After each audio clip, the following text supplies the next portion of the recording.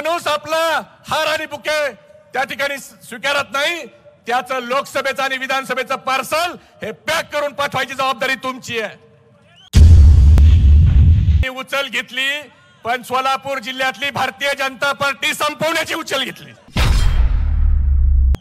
माढा लोकसभा मतदारसंघाचे महाविकास आघाडीचे अधिकृत उमेदवार आणि 4 जूनला होणारे खासदार धैर्यशील भैया मोहिते पाटील यांच्या प्रचारार्थ आज अकलूज येथे होणाऱ्या या विराट सभेला मार्गदर्शन करण्यासाठी उपस्थित महाराष्ट्राची आन बान शान आणि स्वाभिमान आदरणीय पवार साहेब. राष्ट्रवादी काँग्रेस पक्ष हा पक्ष नाही तर तो एक परिवार आहे, ही भावना प्रत्येक कार्यकर्त्याच्या मनात रुजवून आले. प्रांताध्यक्ष आदरणीय जयंत पाटील साहेब, ज्यांच्या नावातच विजय आहे, असे या जिल्ह्याचे नेते, महाराष्ट्राचे माजी उपमुख्यमंत्री आदरणीय विजयदादा आणि व्यासपीठावर बसलेले राजेश भैया, राजे होळकर आणि सर्वच जानकर साहेब, सर्वच मान्यवर, सर्वांची माफी मागतो कारण वेळ भरपूर झालाय, बऱ्याच वक्त्यांना बोलायचंय. पण मागच्या काळात मी विजयदादांचे 2019 ते 23 पर्यंतचे काही फोटो बघायचो. त्या फोटोत फक्त असं जरी केलं, मिशीवर ताव जरी मारला तरी माढा आणि सोलापूर तर येतच, पण इंदापूरकडे जरी विजयदादांनी असं बघितलं तर फार फरक पडतोय. आज मनातून, आज खऱ्या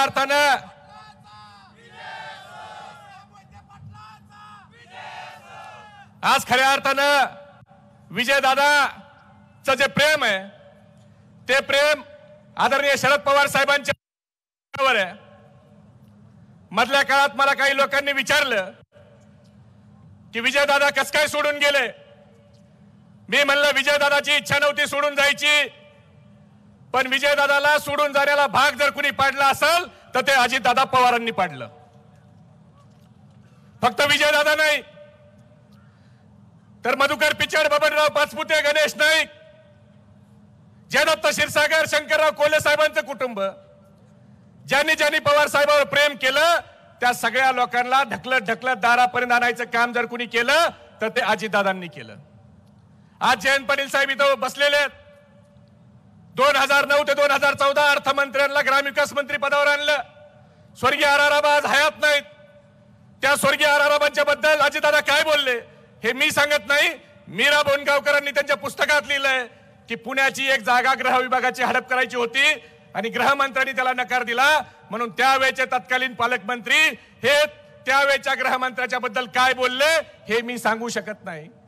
म्हणजे पवार साहेबांवर प्रेम करणाऱ्या लोकांना त्रास द्यायचं काम या पक्षामध्ये नेहमीच झालं. ज्या वेळेला विजयदादाची तब्येत खराब होती, पवार साहेब भेटायला आले आणि पवार साहेब आणि विजयदादाच्या प्रेमाने एकमेकांच्याकडे बघत होते. त्याच दिवशी माझ्यासारख्या कार्यकर्त्याला कळलं की आता हे जुळणार आहे, कारण मधला अडथळा हा दूर झालाय. दादा फक्त तुम्हाला नाही तर ज्या शरद पवार साहेबांनी ह्यांना सगळं दिलं, 3 वेळा राज्याचा उपमुख्यमंत्री केला, विरोधी पक्षनेता केलं, आज त्या पवार साहेबांच्या शेवटच्या निवडणुकीची वाट बघतायत. खरं तर आम्ही आतापर्यंत बोलत नव्हतो, पण आपल्या महाराष्ट्राची संस्कृती आहे की आपले वडील आता छत्र 50 वर्ष 100 वर्ष जरी आपल्यावर असलं तरी आपल्याला वाटतं ते अजून 10 वर्ष असायला पाहिजे. पण भारतीय जनता पार्टीच्या विकृतीत गेलेले अजितदादा आज शरद पवार साहेबांच्या शेवटच्या निवडणुकीची वाट बघतायत. अरे जनाची नाही मनाची तरी तुम्हाला थोडी वाटायला पाहिजे. एक बाजार बुनगा उठतो आणि तो म्हणतो पवार साहेबांनी पक्ष स्थापन केला म्हणजे पक्ष काही शरद पवार साहेबांच्या मालकीचा झाला का.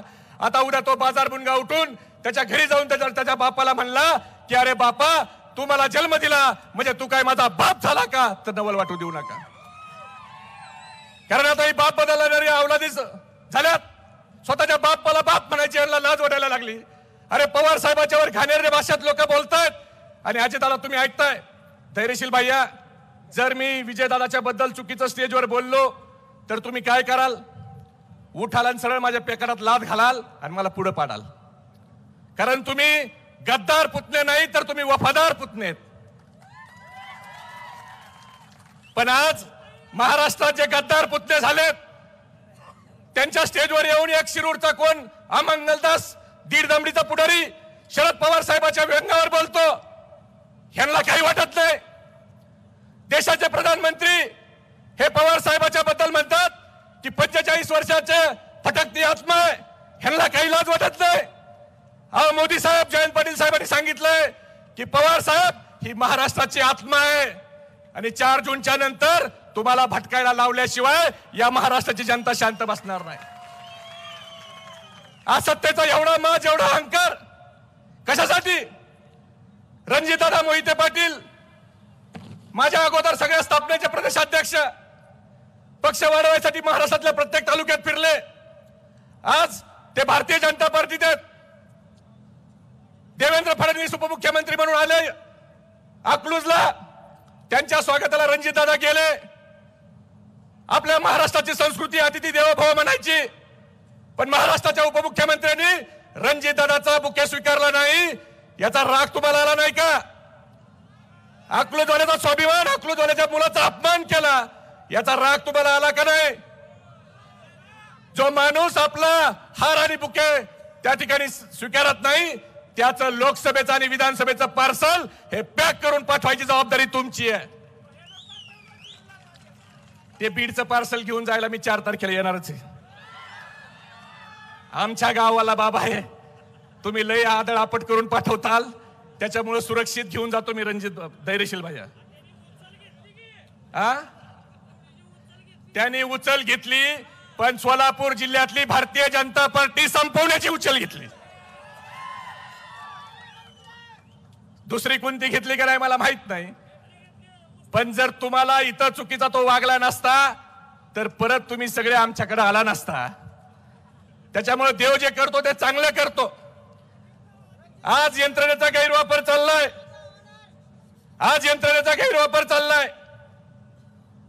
अभिजित दादा पाटील हे तिकडे घेऊन गेलेत. मित्रांनो, ही निवडणूक एवढं सांगतो, वेळ भरपूर झालाय, पवार साहेबाला आपल्याला बोलायचंय. आज यंत्रणेचा गैरवापर होईल, जातीपातीचं राजकारण करायला सुरुवात केली. देशाचे प्रधानमंत्री महागाई, बेरोजगारी, शेतकऱ्याच्या भावावर बोलण्यापेक्षा 4 दिवसापूर्वी सांगतायत की मुस्लिम समाजातली लोक जास्त अपत्य जन्माला घालतायत. अहो मोदी साहेब, तुम्ही देशाचे प्रधानमंत्री आहेत, तुम्हाला हे शोभतं का? तुम्ही हे वाक्य बोलायला पाहिजे. तुम्ही महागाईवर बोला, बेरोजगारीवर बोला, पण तुम्ही एका समाजाला टार्गेट करताय. मोदी साहेब, हम दो हमारे दोचा कायदा 2002 पासून आला, तेव्हापासून ज्याला नगरसेवक व्हायचंय, ज्याला जिल्हा परिषद सदस्य व्हायचंय, सरकारी नोकरी करायची, त्या सगळ्याच्या घरात 2 अपत्याच्या वर अपत्य नाहीत. पण तुम्ही आज जातीपातीचं राजकारण करताय. तुम्हाला मला एवढंच सांगायचंय कि ना मंदिर की बात हो, ना मस्जिद की बात हो, ना मंदिर की बात हो, ना मस्जिद की बात हो, युवा बेरोजगार है, पहले उसके निवालों की बात हो. मेरे नींद को दिक्कत ना भजन से है ना अजान से है, मेरे नींद को दिक्कत ना भजन से है ना अजान से है, मेरे नींद को दिक्कत मरते हुए जवान और खुदकुशी करते हुए किसान से है. आज सगळे भ्रष्टाचारी जे ह्यांच्याकडे गेले, 71,000 कोटीचे घोटाळा केलेले अजितदादा उपमुख्यमंत्री, प्रफुल्ल पटेल, ईडीने सील केलं ते राज्यसभेचे खासदार छगन भुजबळ साहेब, नवाब मलिक साहेब, हसन मुश्रीफ साहेब, किती नावं घेऊ? जेल बनले होते, ना खाऊंगा ना खाने दूंगा.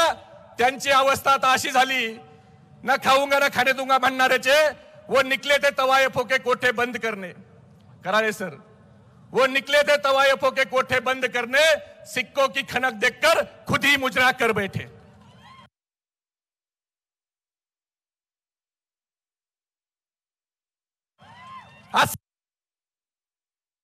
सगळे भ्रष्टाचारी यांनी घेतलेत, म्हणून ह्यांची दादागिरी आता संपवायची. काही लोक सांगतायत धमक्या देत आहेत, पण ह्यांच्या धमक्या धैर्यशील भैया 4 जून पर्यंत, 4 जून पर्यंत. 4 जूनच्या नंतर हे धमक्या द्यायच्या लायकीचे राहणार नाहीत. 5 जूनला ह्यांनी परत पवार साहेबाच्या पायावर पडून काका मला वाचवा असं म्हणू नये, कारण आता देशातलं वारं फिरलंय.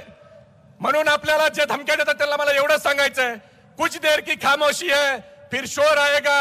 अरे गद्दारो, तुम्हारा तो सिर्फ वक्त आया है, हमारा दौर आएगा. एवढंच या ठिकाणी सांगतो. आणि धैर्यशील भैयाला, बाळदादा कुछ इथं बसले होते ना, आपले लीड हे बाळदादा आणि जानकर साहेब करेक्ट सांगू शकतील. म्हणून ह्या मतदारसंघात विक्रमी मताने धैर्यशील भैया हे विजयी झाल्याशिवाय राहणार नाही. बोलण्यासारखं भरपूर आहे, पण पवार साहेबाला बोलायचंय. त्यामुळे मी परत अकलूजला 4 जूनला येईल. मी धैर्यशील भैया परत येईल म्हणलो, पवार साहेबाच्या समोर मी पुन्हा येईल म्हणलो नाही. म्हणून धैर्यशील भैयाला निवडून द्यायचंय ना. एवढा कमी आवाजात आपला आवाज नागपूर पर्यंत गेला पाहिजे, कानठाळ्या तिथं बसल्या पाहिजेत. धैर्यशील भैयाला निवडून द्यायचंय का? मग मी घोषणा देतो, हात वर करून घोषणा द्या. आपला हात वर असताना शेजाऱ्याकडे लक्ष ठेवा.